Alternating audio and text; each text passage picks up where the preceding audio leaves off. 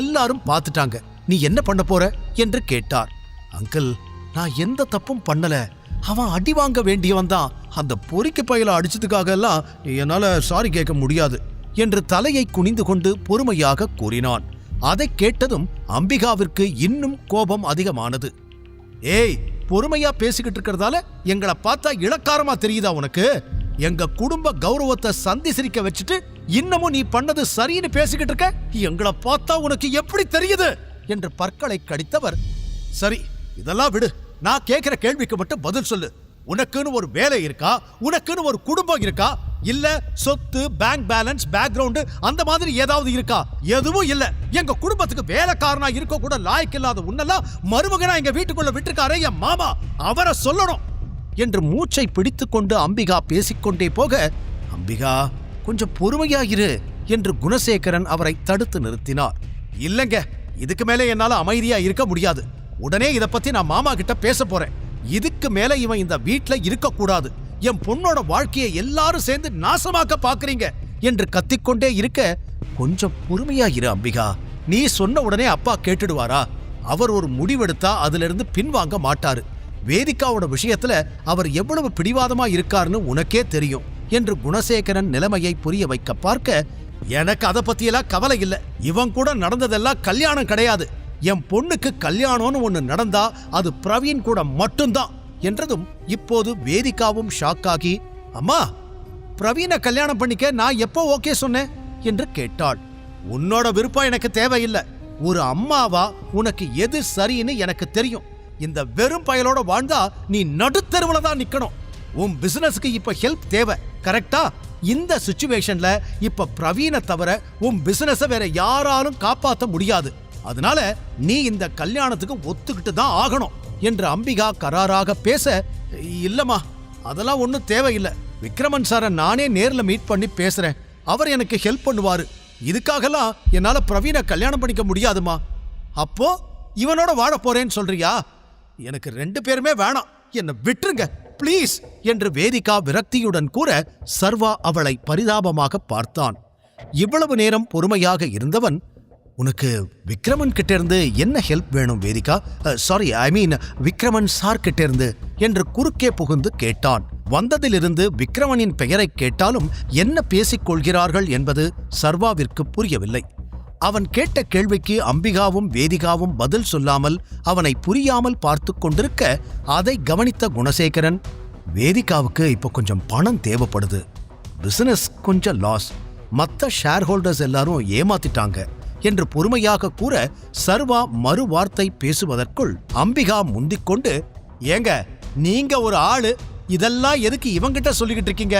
இவங்கிட்ட சொல்லி இவன் என்ன நம்மளுக்கு கோடி கோடியா கொண்டு வந்து கொட்ட போறானா? இவனால ஒன்னே ஒண்ணுதான் முடியும். அந்த பையனை அடிச்ச மாதிரி ஷேர் ஹோல்டர் எல்லாரையும் அடிச்சு பிரச்சனை வேணும்னா பண்ணுவான் என்று மீண்டும் கத்த ஆரம்பித்தார். குணசேகரன் தலையில் அடித்துக் கொண்டார். மீண்டும் மீண்டும் அதையே பேசும் மனைவியை என்ன செய்வதென்றே அவருக்கு தெரியவில்லை. இங்க பாரு, இந்த பிரச்சனையெல்லாம் சாக்கா வச்சு நீ என் பொண்ணு கூடவே இருக்கலான்னு நினைக்காத. ஒருவேளை பிரவீனை கல்யாணம் பண்ணிக்க மாட்டேன்னு அவ சொன்னா கூட வேற ஒரு நல்ல மாப்பிள்ளையா பார்த்து அவளுக்கு கல்யாணம் பண்ணி வைப்பேனே தவிர உன் கூட என் பொண்ணை வாழ விட மாட்டேன் என்று தன்னுடைய பாயிண்டை உறுதியாக கூறிவிட்டு அவர் அறைக்குள் செல்ல, பின்னாலே குணசேகரனும் சென்றார். தீரஜும் அவர்களை பார்த்து சிரித்துவிட்டு தன் அறைக்குச் சென்று கதவை அடைத்துக் கொண்டான். அவர்களெல்லாம் சென்ற பிறகு ஆழ்ந்த மூச்சை எடுத்துக்கொண்ட சர்வா வேதிகாவிடம் வந்து, எவ்வளவு பணம் தேவைப்படுது என்று கேட்டான். இப்ப எனக்கு தேவை பணம் இல்லை. இன்ஃப்ரா கிரீன் கம்பெனியிலிருந்து பார்ட்னர்ஷிப் கிடைச்சா கூட அதுவே பெரிய ஹெல்ப்பாக இருக்கும். ஆனா என் கூட பார்ட்னர்ஷிப் வச்சுக்கிறதுல விக்ரமன் சாருக்கு எந்த யூஸும் கிடையாது. அதனால அவர் இதுக்கு சம்மதிக்க மாட்டாரு என்று பொறுமையாக கூறினாள் வேதிகா. ஏனோ இந்த ப்ராப்ளத்தை பற்றி அவனிடம் கொஞ்சம் பேச வேண்டும் என்று அவளுக்கும் தோன்றியது. அவள் சொன்னதை கேட்டுக்கொண்டு தலையாட்டிய சர்வா, சரி நான் ஹெல்ப் பண்றேன் என்று கூறினான். அதை கேட்டு கடுப்பான வேதிகா, உங்ககிட்ட நான் ஒரு விஷயம் சொல்லட்டுமா? ஐ ஹேட் யூ எ லாட். என்ன சொன்ன? நீ எனக்கு ஹெல்ப் பண்றியா? அப்படி ஏதாவது செய்யணும்னு நினைச்சா முதல்ல என் வாழ்க்கையை விட்டு மொத்தமா போயிடு. அதுதான் நீ எனக்கு பண்ண போற பெரிய ஹெல்ப்பா இருக்கும். நான் நிம்மதியாவது இருப்பேன் என்று படபடவென பேசினாள். வேதிகா, எதுக்கு இப்படி டென்ஷன் ஆகுற?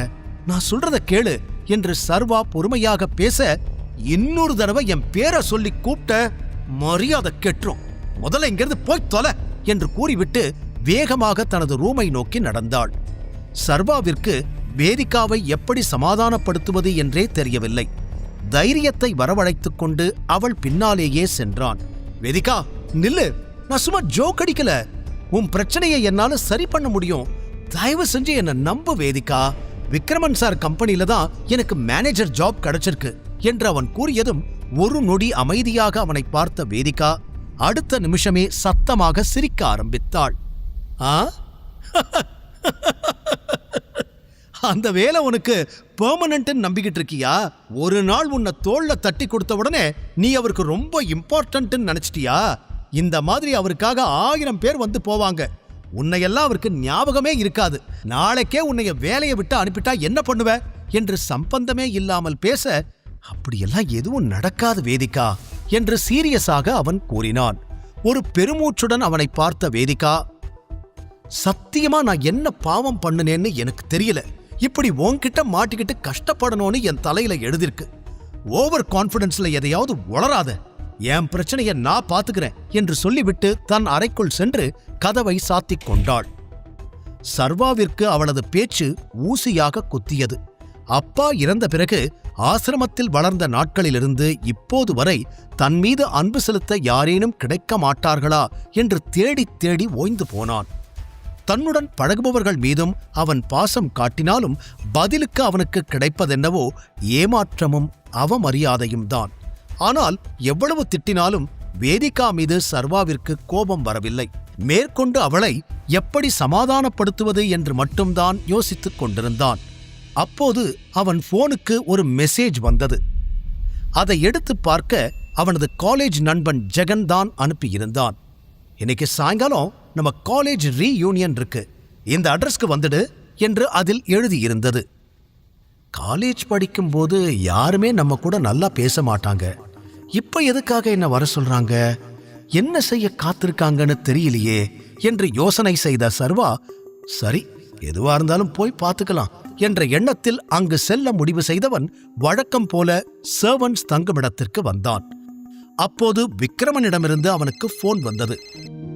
முழு கதையையும் கேட்டு மகிழ பாக்கெட் FM ஆப்பை டவுன்லோட் செய்யுங்கள். லிங்க் டிஸ்கிரிப்ஷனில் கொடுக்கப்பட்டுள்ளது.